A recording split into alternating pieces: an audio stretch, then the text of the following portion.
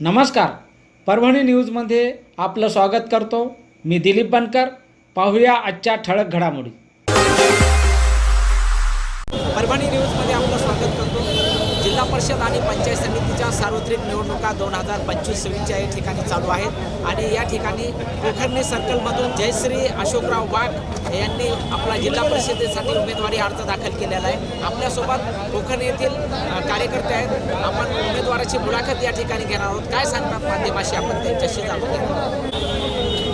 बाळासाहेब ठाकरे यांच्या पक्षातून मी उद्धवसाहेब ठाकरे, जिल्ह्याचे लाडके खासदार पंडित जाधव साहेब, माननीय आमदार राऊत पाटील साहेब यांची मी माझा विश्वास ठेवून मला शिवसेना गटाकडून उमेदवारी दिलेली आहे आणि आम्ही आज अर्ज भरलेला आहे.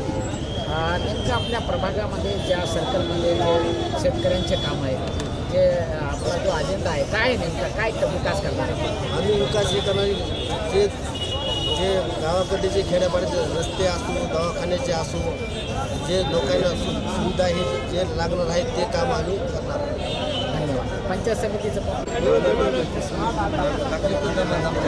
काय नाव काय आपलं?